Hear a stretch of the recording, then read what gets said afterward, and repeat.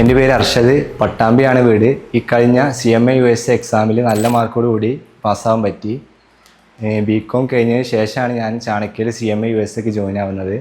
ഒരുപാട് ഇൻസ്റ്റിറ്റ്യൂട്ടിൽ എൻക്വയറി നടത്തിയതിന് ശേഷമാണ് ചാണക്യയിൽ വന്ന് ജോയിൻ ആയത്.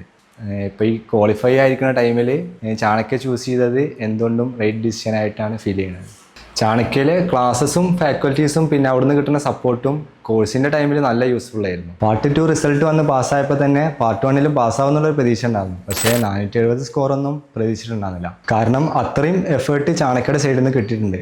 അതുകൊണ്ട് തന്നെ ത്രൂ ഔട്ട് CMA ജേണിയിൽ ചാണക്യ തന്നിട്ടുള്ള സപ്പോർട്ടിന് വളരെയധികം നന്ദി പറയാം.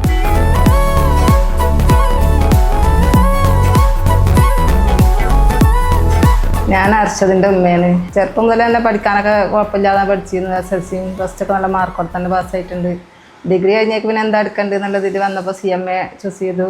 അത് ചാണക്യ തന്നെ ചേർന്നു. ചാണക്യയിൽ റീടേക്ക് ഓഫർ ഉണ്ടായത് നമുക്ക് നല്ലൊരു ആശ്വാസം തന്നെയായിരുന്നു. അത് എങ്ങാനും വീണ്ടും എഴുതേണ്ടി വന്നാലും അത് ടെൻഷൻ അടിക്കേണ്ട കാര്യമൊന്നും ഇല്ലല്ലോ. രക്ഷിതാക്കൾക്കും കുട്ടികൾക്കും ഈ റീടേക്ക് ഓഫർ ഉള്ളത് കാരണം പൈസയുടെ കാര്യത്തിൽ ടെൻഷൻ അടിക്കേണ്ട കാര്യമൊന്നുമില്ല. ഞാൻ മോമാർഷൻ്റെ ഉപ്പയാണ്. ചെറുപ്പം മുതലേ പഠിക്കാൻ മിടുക്കാനായിരുന്നു.